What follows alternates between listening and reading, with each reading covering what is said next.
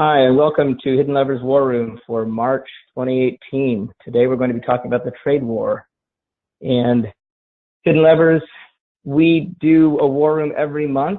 And what is the war room? For those of you who are first-time attendees, this is our opportunity to keep our subscriber audience up to date on the latest scenarios. In this particular case, with the trade war, we have obviously a topic that is on everybody's mind and is moving fast, kind of changing by the day. So we are going to do our best today to get you guys up to date. Of course, there's always a possibility that it will have changed again by the time we get done here. So let me start by sharing my screen with everyone. There we go. And we will get started. Jump into the content in a moment. Just to kick us off, my name is Praveen. I'm one of the founders of Hidden Levers. My colleague Raj will be joining us shortly, and we will discuss the trade war. Today's agenda. We'll start with the skinny. We like to typically take you through the high level. If you've only got 10 minutes, you'll get a chance to understand what the key takeaways are and also how you might use this kind of content in the Hidden Levers system. Then we'll get into the deep details. We'll talk about trade and tariffs. There's been a lot of talk here, of course, the president over the course of the last week and even prior talking about trade wars and winning trade wars. And so we'll get into that a little bit deeper in terms of how the trade picture really looks for the United States today. What are the and what are both the risks and opportunities within that. Next, we have kind of trade war 2018. We'll talk about our expectations and how that might continue to develop outward and what the real stakes are. I think the headlines don't always accurately capture what the stakes are in the sort of the global trade and really in the bilateral relationship between China and the U.S., which, you know, being the number one and number two economies in the world, that is the relationship that matters most, you know, within this dynamic. And finally, we released a trade war scenario late last week as events were developing. So we're going to go through that in more detail and show you what it looks like and talk about how we moved from the deglobalization scenario, which was sort of the previous iteration in this vein, into the new trade war scenario. So I believe, Raj, are you with us now? I am. Thank you, Praveen. Excellent. Well, why don't we go ahead and get started with the skinny, Raj, and you can introduce us to the topic. Okay, well, you know, it's pretty obvious that this is ripe. I mean, since the Trump election, we've had a deglobalization scenario over a year ago. But, you know, at that time, it was more about Europe and redoing NAFTA. You know, he had kind of vilified Mexicans in terms of Canadian trade, wanting to fix that. But now we've known it's clearly China in the crosshairs. And so what makes sense is that, you know, since the Cold War, we haven't really had that sparring partner, and now we do. You know, our little brother of China, if you can call it that, has grown up. And in the just last month, we were talking about China. The baseline scenario there is their GDP will surpass the U.S. And so if that's the case, there will be growing pains in that relationship. Kind of like when your little brother or your son kicks your butt on the basketball court, you know, for the first time. When that happens, you know, then there's a rejiggering of the relationship. And so that is exactly what's happening, this posturing and girding. So that kind of thing is inevitable. The real volatility is returned, you know, much more than Brexit or during the election itself, which were really passive events compared to this. So, you know, as your clients have been completely lulled into a false sense of security, we are here for you to create these kind of scenarios. Over the years, the risk analytics we do have been couched in the vehicles you need, things like investment proposals, other prospect engagement, financial planning, downside risk conversations. But our original value proposition is loud and clear yet again in 2018, which is communicating risk and reassurance of clients before the financial media can scare the hell out of them. Definitely, and Raj, if you can speak up a little bit as we move forward. I think you're a little muffled there. But, well, with that intro, why don't we jump in and you can recap for us what the picture was from, we talked about it a little bit last month, right, in terms of China-U.S. trade war and the fact that the United States would be relatively less impacted. Also, the fact that, and this, I think we were talking about it last month because the steel tariffs and sort of the initial concepts had started to be unveiled, but the direct tariffs against China had yet to be announced by the administration. So that upper chart, just to sort of recap, shows that if there were a recession in China, or essentially a drop in demand from China, who does that impact the most? And across regions, you see it's emerging Asia, Latin America, commodity exporters, Japan, et cetera, et cetera, et cetera. And the United States is sort of way down the list, so relatively less impact. Similarly, these kinds of tariffs and sort of a tit for tat, if China were to say, well, we're going to put tariffs on your manufacturers, et cetera, as well, they just impact much smaller sectors in the United States than they would in China. So I think that was some of the breakdown. I know that you had been keen on the tech angle as well, Raj, and walk us through that a little bit. I know we're going to talk about it more as we go through today. Sure, and as I talk about it, why don't we show where this lives on site? We just talked about this scenario, so we can show that right on agri-biz.com. Absolutely. So yeah, let me do that. Let's jump in, and on the scenarios tab on the top of the Hidden Levers menu bar there, you'll see we've got War Room webinars. And for those of you who have not really explored this part of the site, we keep an archive, and this is going back years, actually, back to the, our early days in 2011.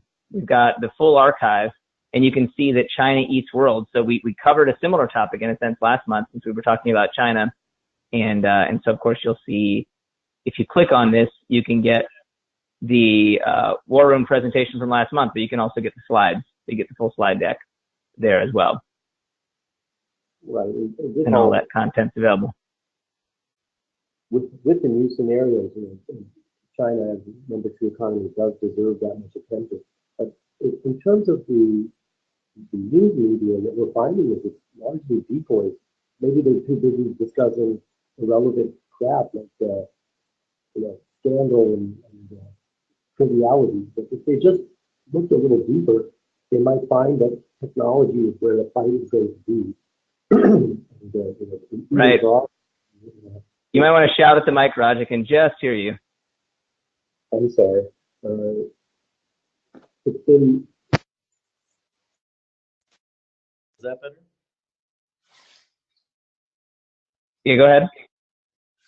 Well, just like our own economy here, the only real contender in the world for our maybe 5 to 7 technology companies that dominate the American landscape are in China. And so, whether it's through mergers and acquisition, through tech investment, through IP theft, there's a lot at stake right now. And these are the 2 juggernauts of the world that'll be able to do that, and where there was an agricultural revolution in the 1800s or industrial revolution.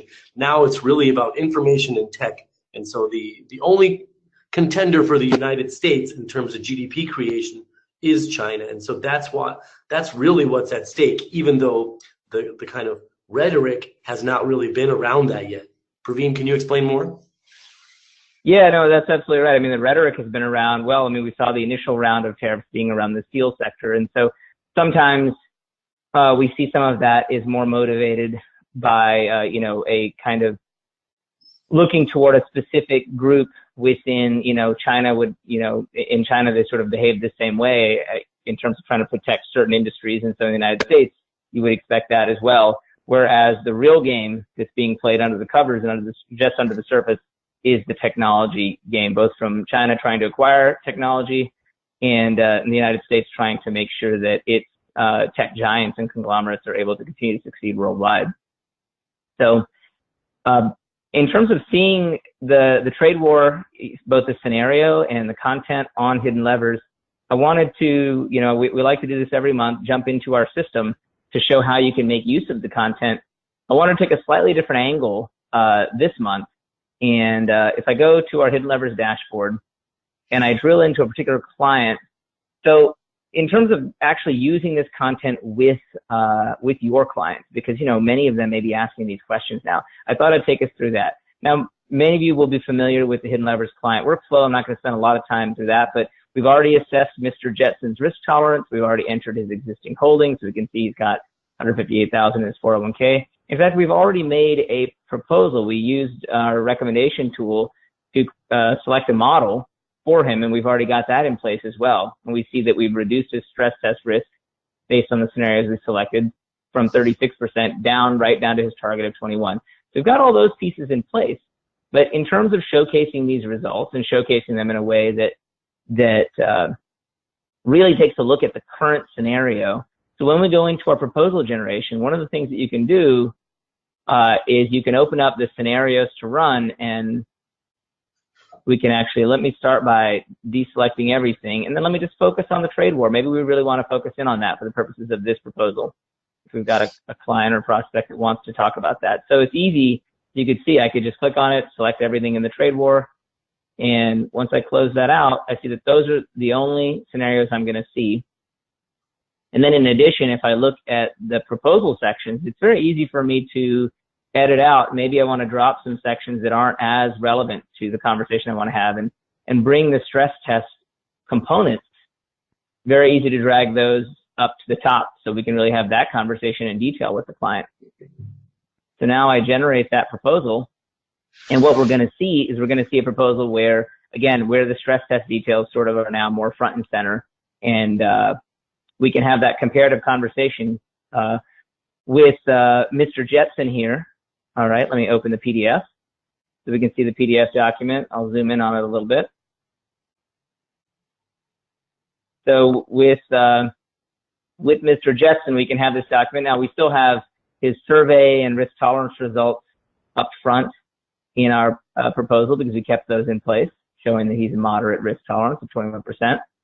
But right from there, we jump right into the stress test summary, and we can see that his current holdings have a 22% potential downside in the worst case of this trade war, the worst of the potential trade war scenarios, the ugly outcome that we're going to discuss further today, the 1930s kind of analog, versus the recommendation we've got is only minus 11%. You know, and then to really bring it home for your client, you always want to show the good, the bad, and the ugly. And here we see that the recommendation in this case is really not giving up that much upside relative to their current holdings. Now, is that always going to be the case? Of course not. But in this particular case, it provided a nice opportunity for us to speak to that concern and really showcase that. And that's at the summary level. And then you can also get the detailed stress test outcome by outcome and see those. So just a quick glance at how you can, you know, potentially utilize and consider using some of these timely scenarios as part of your proposals, as part of stress tests, and not just for, let's say, for informational purposes. All right, with that, that's one place we can see it in Hidden Levers. And like I said, we're going to jump right to the finish before we fill in the details. So Raj, maybe you can take us through some of the takeaways. Yeah, we know your time is really valuable, and so we're not here to take up too much of it. If you do have to go, you know, the last thing I want to do is give you the same info you can find in 100 places about the trade war. There's probably more content spilled on this in the past few days than any other topic, even Stormy Daniels. But what we can say about it that is original and our own 2 cents, you know, the idea is, are trade deficits a really bad thing? Probably not. You know, we'll show you how trade deficits and GDP growth are pretty correlated as economic indicators. So one begets the other. We're finding that the yield curve, the 1 year and the 10-year, they're about to touch. And the last time that really inverted was 2000, right before the crash, and 2007, right before the crash. And so those are leading indicators that lead us to believe that if this, you know, just be scared of that touching. You know, we're not saying that's going to happen for sure, but if it does, then it has ominous consequences. One of the biggest things we can tell you, and that's why it's highlighted in red, is that the biggest tariffs, or the biggest areas where the United States and China can hurt each other, are really not unleashed yet. It's to us, the market has completely overreacted on both ends of this, right? Considering that a nation leaving Europe didn't really produce more than a 5% downside, and a surprise president also didn't. This to us is really small compared to those things. Just small rhetoric and just political things. Nothing's been enacted yet, so we're just wondering why that happened. But there is a huge contrast between the small tariffs that have been talked about on agricultural business for China, and then some of the steel rhetoric from the United States. But those are really small compared to what they could be talking about, and the fact that they've been so restrained in not dropping bombs on each other, trade bombs. That means that they're either coming, or they're actually, the back channel positivity is something to be thankful for. And so this is all really just theater, and a healthy 10% correction is an opportunity for you guys, something to be happy about and maybe bullish about.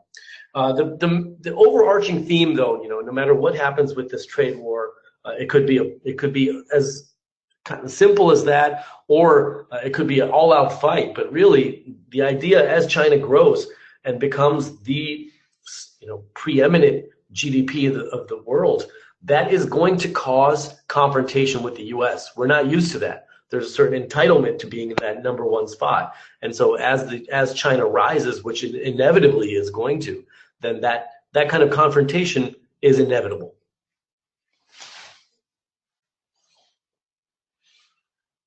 Yeah, that's absolutely right. And so with that, let's go ahead and jump into the details and start from the 101 in a way. And here is, so Raj, you touched on this chart, and we've got the kind of overlay to show it, because of course sometimes these charts can be noisy. But first of all, what are we looking at here? We're looking at, in the blue line, that's U.S. GDP growth in the measure that you're very familiar with, which would just be on the left-hand scale, the percentage of growth on an annualized basis. The green line would be the U.S. trade deficit, but here we've charted it in year-over-year change in the trade deficit. We wanted to put them both on percentage scales because that kind of helps put them into the same kind of scale, as opposed to comparing, billions of dollars versus a percentage. And so when we do that, what we see, and this is perhaps not surprising if we think about the underlying economics, but what we see is that when U.S. GDP growth is high, that's actually when the rise in the trade deficit is high as well. You can see them go to a 1-to-1 correlation during the financial crisis. There's sort of that, the statement that all correlations went to 1 during the financial crisis. Well, and of course it's not 100% true, but certainly we do see it here, that in fact the correlation between the trade deficit and GDP growth, both on the downside and on the recovery, really went together as well.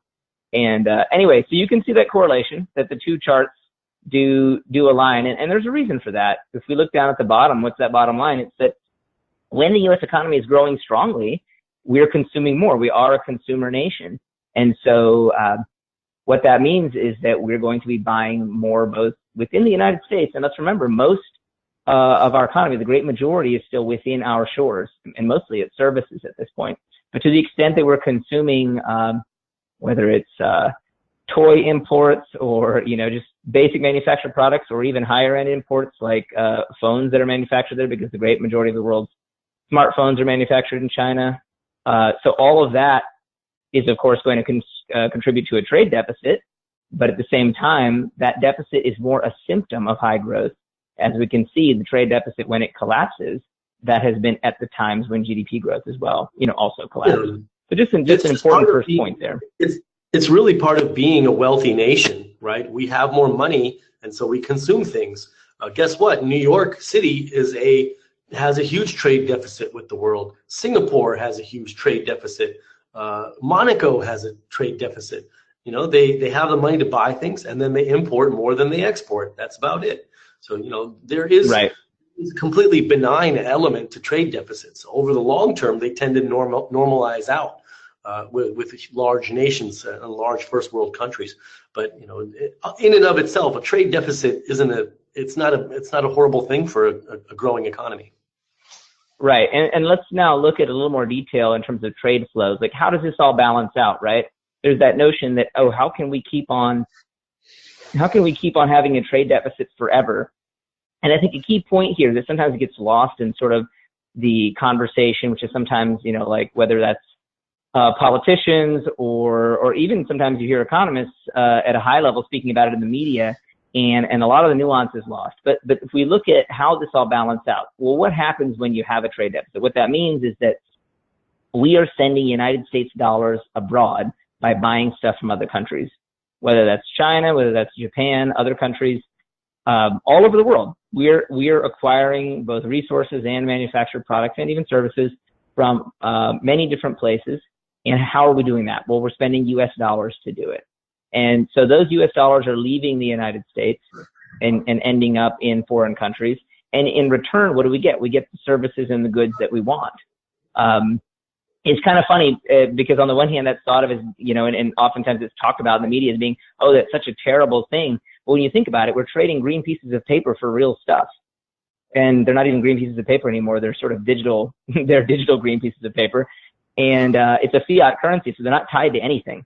So it's an interesting concept, right? We are sending away these, this representation of value, and we're getting actual tangible stuff. So, a priori, we shouldn't think of that as being necessarily a bad thing. But how does this come full circle? Well, how it comes full circle is that, so we send our green paper, we send our U.S. dollars out the door, and we do it at a fairly substantial rate. This is the trade deficit over time.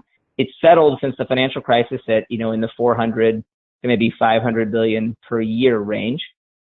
It's worth noting actually that because the U.S. economy is continuing to grow, if the trade deficit itself is flat, the trade deficit is actually shrinking in GDP terms. So that's another point. But at any rate, let's say it's around 500 billion a year. So that means that, well, where does that $500 billion go? Well, the answer is that it gets sucked up in foreign lending and investment. So on the left, the bottom left, you see the top 5 countries in terms of holders of United States treasuries. So what a lot of these countries will do is that they end up with all of these excess U.S. dollars, and all of this is simplified because in reality what happens is that those U.S. dollars end up in many corporations and individuals' hands, and it kind of flows through those countries' banking systems. But eventually what happens with a lot of it in China is they go back and they buy U.S. treasuries, in Japan as well. Some of the other countries on this list you see are actually sort of holding, like Ireland and Switzerland aren't really buying that much. It's because they are international finance havens. And so that's really third parties working through those countries because they have favorable tax or other sort of financial arrangements. But at any rate, we can see some of the big purchasers, of course, China and Japan. And Brazil as well. Brazil is a huge agricultural exporter, and so perhaps that's how they make their way up on the list there. But so these are the ones that are holding a lot of treasuries. Then there's the other half of the equation, which is actually investing in the United States. So if you come to, or if you buy U.S. stocks, ETFs, mutual funds, anything which is invested in U.S. companies, well, then what do you have to do? You've got to bring your excess cash back to a U.S. stock exchange and make that transaction. So that's another way that dollars get recycled back into the U.S. economy. And so what we can see is that these two are mirror images of each other. And this is exactly what we would expect. That's what's called the balance of payments. They should net out to zero, and they do. And in a certain sense, yes, we are being financed by these foreign entities, but it's very much a two-way street. We're buying their stuff. They choose to accept our currency to do that. So therefore, they've got to figure out what to do with our currency. And the most common thing they do is reinvest it in the U.S. This picture changes if we stop buying as much of their stuff, or for some reason. Now, it doesn't change because they don't want to invest in the U.S. That's actually not an accurate answer. The cycle starts because we are buying, and it ends over here on the flip side. So it's important to not confuse cause and effect. It's after the Chinese government ends up with excess dollars that they then have to figure out what to do with them, not before. So anyway, this all nets out. That's how what has prevented? Look at China on that list. That seems like it would have way more teeth to make a threat to not buy more of those or to unload those, wouldn't it, than anything that they have said so far? Well, certainly, it's well within their right. So China could say, oh, we're going to start, unloading U.S. treasuries. But where exactly does that leave China if we think about it? Well, if they start unloading treasuries, then first of all, that's going to depress the value of the remaining treasuries that they hold. It's going to disrupt their relationship with the largest buyer of their goods, or one of the largest buyers of their goods. And so virtually any move that's made in that direction has a sort of an element of mutual assured destruction. I wouldn't even say mutual assured destruction, because the U.S. actually still has the strong hand. And why is that? It's because we have the Federal Reserve. The Federal Reserve can, as we have seen post-financial crisis, can soak up a huge amount of treasuries.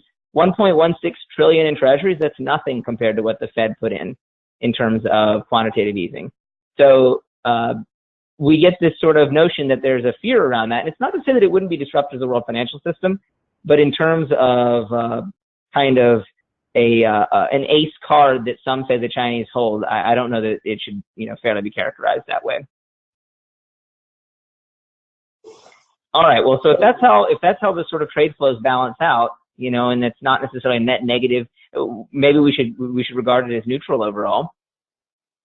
Let's go back in history a little bit and talk about, just briefly about what did a trade war look like the last time a really big trade war happened? What was the impact, and what might that look like if that were sort of superimposed on today? Not to say that we'd go as far as today, but how would that look?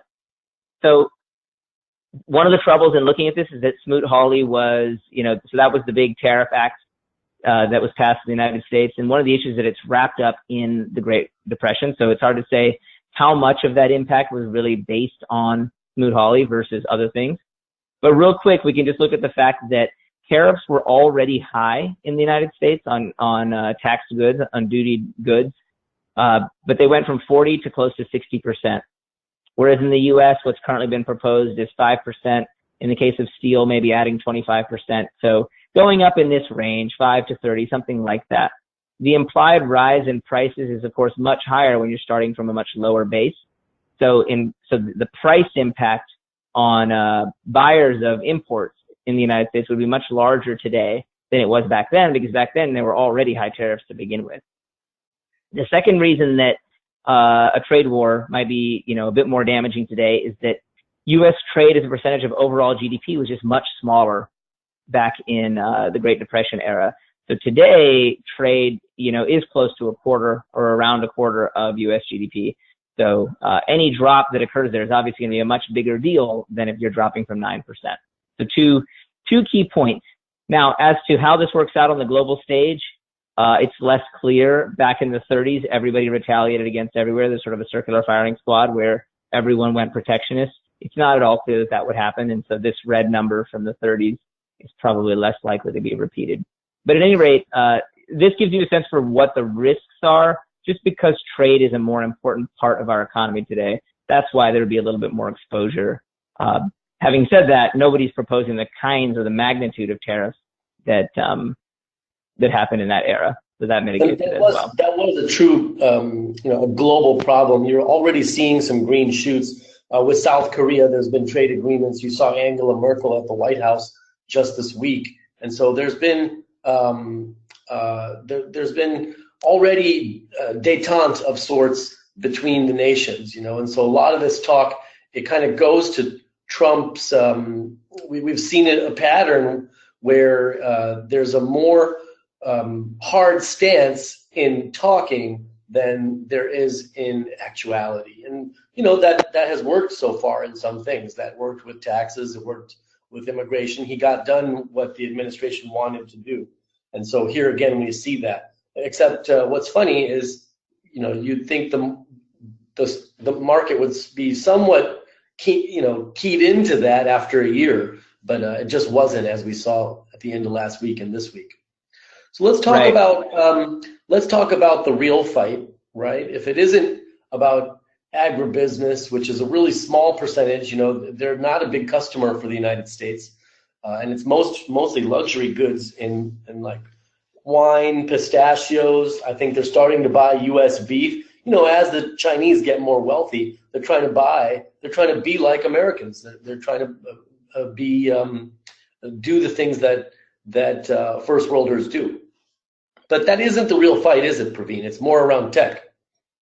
Right. And, the tech battle, I think what's interesting, and, so IP theft is talked about a lot. What's interesting here is that this is one of the this is actually behind the scenes what the trade negotiators are working on. So China has this Made in China 2025 program where they are trying to invest in their own companies. They have been doing a lot of IP sort of appropriation. Basically, they make it a requirement that you partner with a Chinese company to enter their market in many instances, which causes that Chinese partner to then be able to get your technology. So while it's not necessarily straight up theft, it's sort of it's kind of like a mob deal, right? Those are the terms you have to work with to get in, and many companies are willing to surrender to that. But on the flip side, what China's also been doing is rapidly increasing their own R&D spending, and you can see that they're closing in on the U.S. now. What this means is that more and more this IP issue, it's past tense to an extent. There is still a legitimate issue there. It's more about just the protectionism and the funding of some of these or favorable terms to some of their domestic high-tech companies, and also making it very difficult for American high-tech companies to sort of get in the door. So, but it is a fight for global hegemony, because when it comes to artificial intelligence and some of the sort of big technology plays of the future, well, the American top fives, the Facebook, Apple, Amazon, Microsoft, and Google are, they're all in the top 10 global tech leaders. But, the other half of that coin is Chinese companies. And so make no mistake, that really is sort of where the global battle is being played. Raj, you talked a little bit about sort of Trump and his MO, how he kind of handles things, but maybe you could touch on it just a little deeper on the order. I guess you've got the steps in the process. Yeah, I'm just trying to break this down. So, if you were surprised at how this went down, maybe you won't be next time. I mean, it's kind of, all we do here at Hidden Levers is look for patterns, right? Looking for historical analogies and then how that happened last time. So it's happened again with immigration. It's happened with Rosie O'Donnell, in just how he is. It's not really just how he is as a president. It's how he is. It came from that book, The Art of the Deal. And so there you can see it. He makes a big outrageous statement. He gets it into paper, and maybe the left gets alarmist, or there's just so much hate that they can't see any good in it at all. And there's the media really isn't your friend here, or your client's friend anymore. They're doing a huge disservice to America, because all they care, they're not really looking into the depth, any depth of the numbers. They just care about distracting, really. And so, using Hidden Levers is your, I think it's something good to rely on, because it's data based, and there's zero, heated discussion involved. It's more that executive order that is meant to appeal at a political level to somebody, but the idea is the process gets it down to something workable or something that is good. It's amazing if there is if there's more imports going to China from the United States because of some, maybe just speaking up about it. Well, then that's great, right? It's instead of getting credit for that, though, we notice that the administration always kind of falls on its own, trips on its own feet right after its successes, and so the momentum of that gets destroyed. So that's kind of how we see in the abstract the Trump modus operandi. But really looking closely at the measures of, and if you just based it on the market drop, you'd have been like, oh my God, these tariffs have already been enacted. They've already been signed, and we're underway with how fast the crash happened. But guess what? Steel and aluminum as industries, that does appeal to that working class voter, maybe the base for the Trump administration. But it isn't that big a part of the economy as it was. I mean, let's face it. And so if they really wanted to stick it to the Chinese, they would have done all the investment that's going into Silicon Valley, into San Francisco real estate, into Los Angeles and New York. They just blocked that, or purchases of our hotel chains or insurance companies or or all kind of asset managers, all the things we talked about last month with the Chinese spending spree, they just put a block on that. And you are seeing single instances. Qualcomm as an acquisition deal was blocked, but Qualcomm is not that big a company anymore compared to other things. So that hasn't been an overall block. Like just stop buying American companies. Which we could do. So, and then on the other side, as I said, that the China as an agricultural customer of America's goods, it's kind of to their credit, like they're as they gentrify, they have wants for more high quality goods or just luxury goods, and so those things that people with some money want, better wine, better nuts, and better meat, right? Those dailies that they haven't had. I mean, we're looking into where are the biggest agricultural exports to China, which they're trying to block now. And guess what? It's chicken feed, which is complete garbage to most Americans and to many nations. They consume that, right? We didn't even monetize that before as a nation until the Chinese started buying it, until there was global trade. And then ginseng root, right, which is part of their culture as a remedy. But other than that, they're growing. Agribusiness purchases from the United States have been the luxury stuff, the thing that makes them feel like they've got the good life again. And so if they stop that, right, especially wine and let's say pistachios for New Year's, then guess what? That's killing their own fun. All the hard work they've been doing or growing. Well, and also it's just not very economically meaningful compared to big moves like switching to Airbus or the treasuries that we mentioned before. Just not very big moves. So Boeing's got about 140,000 employees. That's way more than steel and aluminum as a whole industry. That one company, this was the top of the charts for the Dow last year, Boeing, and that's very much based on Chinese purchase order. But guess what? Boeing has a counterpart that is not an American company, and if the Chinese really wanted to kind of play that one-upsmanship or really stick it to America, they could just say, we're going to rip up our purchase orders and go to your competitor. Thank you very much. And they didn't do that, right? And they definitely have no interest in unloading treasuries, as you said, Praveen. Those right. words have been put into some diplomats' mouths by the press, who cares to be alarmist more than creating stability. But they've had no interest in even going to level 2 stuff, right? They are very calculating in their response, and it's been muted so far. That has an impact, as we've seen, but it could be a lot worse. The quickness. Sure. Though, yeah, it's just sort of like stage 1, right? Already wrote this in the law. Yeah, it's just very much like a sort of, very much stage 1, just feeling it out. And already we're seeing talks going on and attempts to negotiate it out. Just like as you mentioned, Raj, with the deal with South Korea. So it very much is following this sort of step 1, step 2, and we're sort of maybe in step 3 right now, maybe partly into step 4 because the news cycle moves very fast with the current administration. But to put maybe a more precise point on it in terms of both our own research and what we've seen outside analysts saying as well, potential winners and losers within, these are the 11 S&P sectors.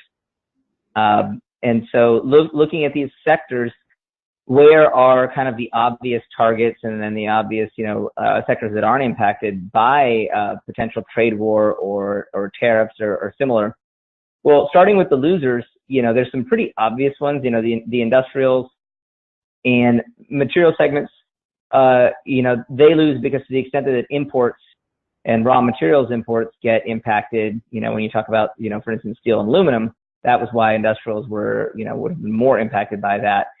Consumer staples and consumer discretionary, because in a trade war, to the extent that many of these companies export revenue counts for a huge portion of their revenue, then those are potentially at risk. But then you have a whole set of sectors that are pretty neutral, right? Because they are almost entirely domestic in nature. And so what happens in China is not going to have, or what happens, in terms of international trade is not going to have the same impact. That's certainly true for domestic utilities, domestic telecom, real estate, almost by definition is either domestic or foreign. So, you have foreign REITs and you have domestic REITs. There are a relatively small number of companies that play on both sides, but it tends to be less common. So as a sector, that's, just not going to be as impacted. And then energy is an interesting one, and it falls into this category in some sense because no one is talking about any tariffs or any restrictions on global energy. It's sort of never been proposed, the idea of punitive taxes on oil or natural gas or any of that, neither from the U.S. side nor from any of the purchasers. Energy is sort of so fundamental that it seems like most countries just aren't willing to mess with it. That's dangerous. The one situation in which we have seen in the last couple of decades countries mess with energy is when Russia started raising natural gas rates to punitive levels against the Ukraine and other countries in Eastern Europe. Why? Because it was punishing them for political reasons. And so outside of using it as a weapon, it's generally not, it has not been in international trade. It's sort of like, Praveen, one nice thing is, speaking of that middle column, is some of the things, because of this immense rise this year out of the gates, right? All the risk assets just flying, not only tech high flyers, financials and all manner of things that have been benefiting from less regulation, etc. But those, the column in the middle there, those have been totally boring for about a year. And as advisors, sometimes it's good to have boring things. Anything fixed income doesn't have the sexiness and the volatility of Tesla stock, right? Or they're just not going to have that FANG's notoriety in the news. But on days of the past week, these are your best friends. Utilities have been so up as money poured into them, as they weren't going to go into treasuries completely. You're seeing oil prices in the low 70s, mid 70s, totally stable and good for a lot of kinds of people. Right. Yeah. And the Brent oil has certainly risen to that level, and even WTI is up substantially. So those are strong. At an economy that's very healthy and stable, and that this is just kind of a momentary theater. Right. The last column, so the winners column, the reason that this was highlighted specifically is that these are players that do have international revenue, so export revenue. The tech sector definitely does. Healthcare, not so much in like the hospital side or the insurance side, but in the biotech and pharma side of the space, there's tons of export revenue. And so, but again, neither of these is typically taxed. And so, it's sort of spared from tariffs, and services like the tech sector have not really come up in that sense. And then financials as well, for similar reasons. So those would theoretically be winners. It's important to note, though, that all of this is relative. As we saw last week when the news first came out, if for some reason we were to progress into a deep trade war, you're talking about relative winners and losers within equities, not necessarily absolute winners and losers. You know what, Praveen, that healthcare category is really, it's really intriguing at the moment, because let's say there's a downside, they're spared from tariffs because of the nature of the business, right? We don't want people to die because their medicines are too expensive. But let's say that there is some success and that Chinese markets open up to more American goods. Well, guess what? They're not that interested in Procter & Gamble goods versus Unilever, right? They don't care about those things. Maybe they make their own cars and all that, and they can make their own planes if they don't buy Boeing. But healthcare companies, pharma, that's where Americans dominate and for the world. But those medicines don't go that much into China.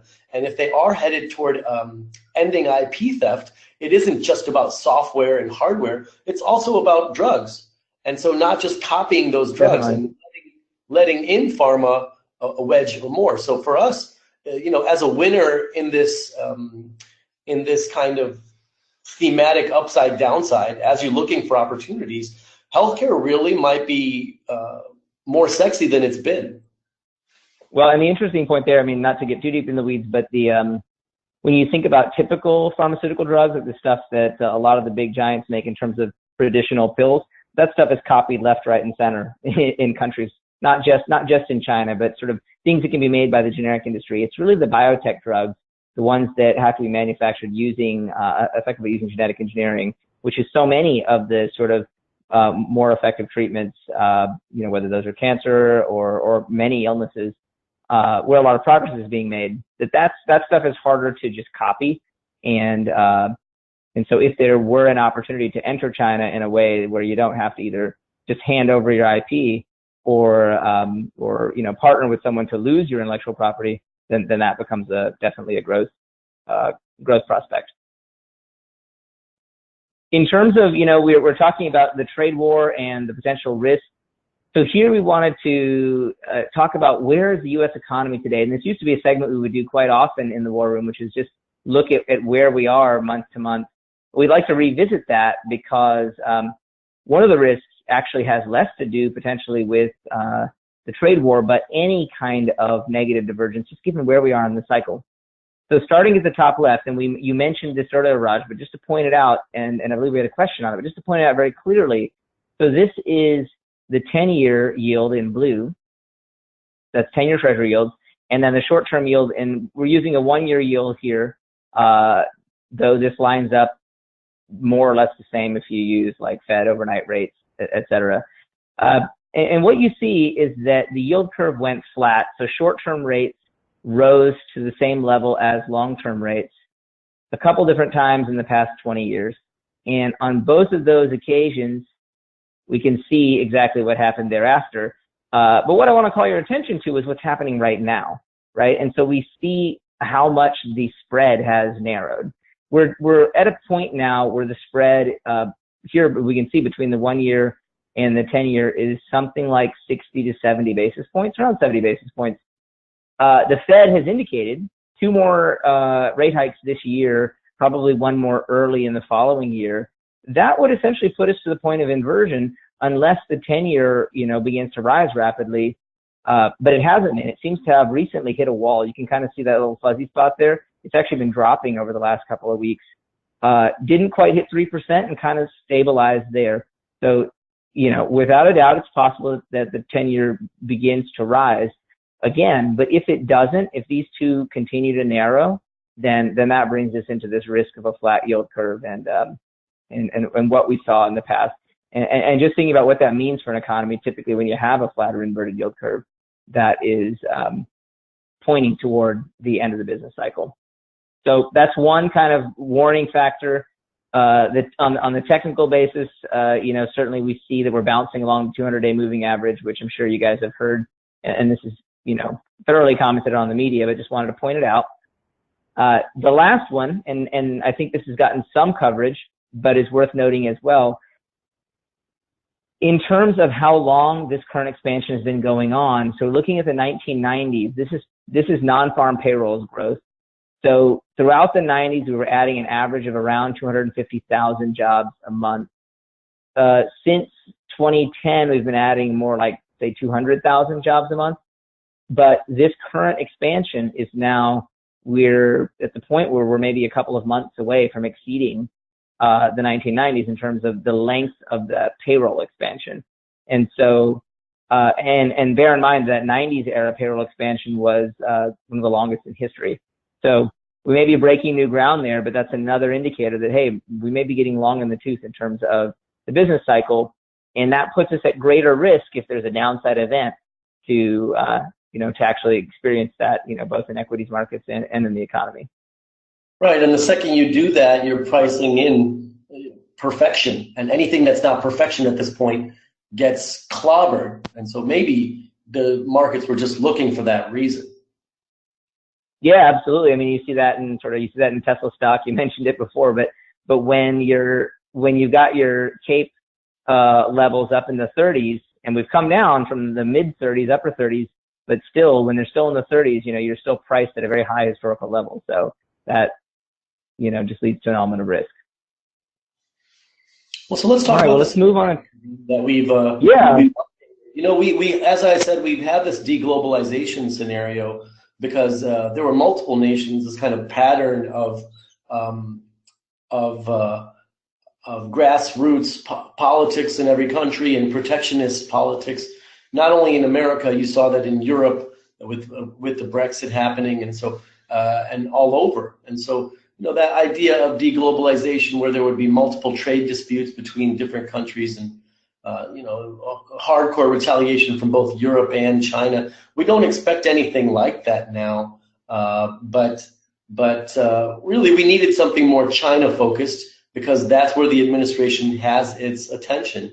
And so, you have to ask yourself, as China grows, there's been a lot of talk of, America's little brother, and is it the ascension of the grasshopper, making analogies to Crouching Tiger even. But really, I think it's more like, China was the largest GDP of the planet for hundreds of years, thousands of years maybe, right? Even 1,000 years. It's just based on its sheer size, population, etc. And so is it more an ascension of a new leader, or really a return, and kind of a regression to the way things were before America was a thing? So, but in any case, China's that China-U.S. relationship is what's at stake with trade here. So we decided to make a new scenario. We didn't realize how much it would come to a head in such a short few days when we made that decision. Let's talk about the good, bad, and ugly, Praveen, of what this looks like. Yeah, definitely. And so in looking at it, good, bad, and ugly wise, just highlighting potential on the S&P, potential GDP. Now, these levels, it's important to note, and we can glance at this in the scenario in a moment as we look at it on hidden levers. But what's important to note is that because this scenario is sort of actively in play, kind of playing out right now, these are adjusted as of today for the market movement over the last several days. So, for instance, the bad and ugly scenarios originally called for I think around 36% to the downside on the ugly scenario and something closer to 14 on the bad scenario, but we've actually traveled a lot of that room over the last couple of days, and so that's used up a good chunk of each of these two scenarios.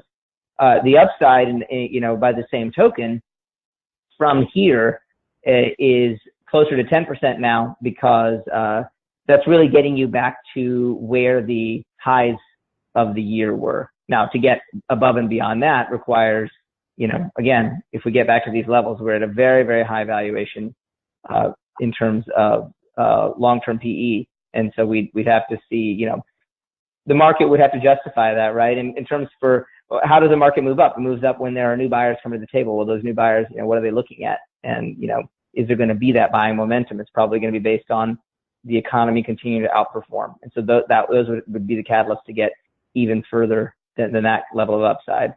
But, in terms of sort of a neutral to bad scenario from here would simply be that China decides to come to the table, and rather than having a deep and ugly trade war, there's sort of a bit of tit for tat, but nothing really substantial.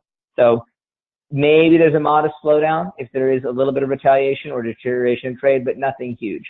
A single digit event at the end of the day. The last case, now frankly, this is not a case that we've experienced in the United States. If we're honest about it, this is not a case we've experienced in the United States since the Great Depression, and it is counter to a very long-term trend in terms of tariffs in the United States. We saw on the previous slide that the U.S. is one of the lowest in the world, and when you include across all imports, the average tariff rate in the United States is 1%. It's basically zero, and so this would be very counter trend. Sometimes the market shock is greater than the economic shock because markets tend to sort of lead.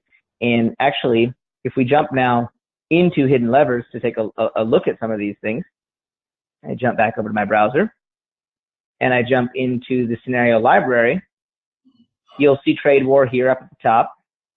And so for these purposes, I'm going to jump into scenario details. We're going to be updating. So with the conclusion of today's war room, we will drop in the new slides here that'll replace the old deglobalization slides. So those will be swapped out soon. But if I look here at the trade war, and I look at, actually what I want to look at specifically here is this, so we're looking at the 1930s maximum downside case. Let me actually drill in on the S&P 500, and I wanted to show you guys, so this is like looking at the all-time frame on the S&P, and it goes back, 100, this is the sort of constructed series going back 150 years. But let me go back to the Great Depression. So it's very easy if you hit the options, and just, for those who are interested in how I'm using hidden levers here, it's as easy as clicking on the lever name, so S&P 500, clicking on options, and I can set custom time frames. So let me go back in time to, let's say, 1931 up to maybe 1936 or so to capture that middle of the Depression period. Now, why am I looking at this? I'm looking at this time frame, and I'll explain why I'm looking at it. Smoot-Hawley and the tariffs at that time were actually passed back in 1929, sort of in the early part of the Hoover administration. But the trouble is the Great Depression slide combines so many factors, including those tariffs, that it's very hard to see, to figure out, okay, how much of that was based on the tariffs alone? That's a challenging question to answer. Let me flip this to on a percentage basis. And actually, I'm going to adjust it just a little bit here. 1932, maybe get us closer to the point I'm looking for. So FDR, when he was campaigning for the presidency, he actually spoke out against the tariffs. That was one of the platform items that he had. And so we're gauging from late 1932, the first leg of the rally of FDR getting into office and beginning to work on this issue. Now, granted, he worked on many issues, but this being one of the key things that one of the things he campaigned on. And so you see that from this point up until here, this first leg of about a year, the market was up 36%. So we actually took that as an indicator, as opposed to looking at the 89% total drawdown of the Great Depression, which again was due to so many things. We took this 36% as being a guide of, okay, what is the impact of really starting to focus in on fixing these trade issues? And so that's what we drilled in on there to come up with, as one of the guideposts, to come up with the downside you see in the worst case of repeating the 1930s era mistakes. And then as we see the more muted scenarios, the Chinese response, you can see, incidentally, that this scenario starts at S&P 2712, which is where we were last Wednesday, just before the announcement. And so we're already almost 40% complete on this scenario, with the potential downside down to the 2400 range. It's really not that much more potential downside, just because it started playing out so quickly. And then on the upside, it's quite a healthy one, right? I mean, a 10% correction, tagging the 200 moving day average, as you were showing. These are all healthy things for a market that that is stair stepping up instead of just shooting up. You don't want to. You want some sense of support beneath you. Otherwise, for any price pattern in time, support underneath is key. Absolutely. And so that's what we see. And then finally, the last scenario, the U.S.-China truce, a more limited 5% upside. But I'll just note that the scenario doesn't really begin until we get back to neutral at the 2700 level. And so 5% up from there takes you up toward the highs of the year, up into the mid 2800s. And so getting a lot closer to those top levels. With all the scenarios, just to note, you can see, if you want to get really deep into the weeds and see, okay, well, what are we saying about, I don't know, the Shanghai markets or other economic indicators? You can hit the show all levers, and you can see the extended list of all of the economic indicators. All right, well, let's jump back now, and I think we are at a wrap if we don't have any further questions. Do we have any questions as we come to a close here? Okay, any questions for us on trade war? This is a developing topic, so for sure we'll be, we have the ability to keep these up to date and fresh. Unlike an asset manager, there's no hidden agenda there to sell our product. Our product is economic truths, really. So that's what you're buying, and also we don't have the regulatory hangups around saying, making any representations around economics. We do try and care for the fiduciary advisor who's got to all of a sudden charged with explaining politics and economics like never before, but also maintaining that sense of fiduciary duty and even-handedness with risk-reward. And so the way we do that is around a good, a bad, and ugly framing. So that risk parity paradigm is where you can win in these times of economic uncertainty, which haven't been there for a while, but they will continue to be and will continue to be here. For myself and Praveen, thank you so much for joining us. We'll be back. Please keep an eye out for updates to the trade war scenario, and we'll see you again in April.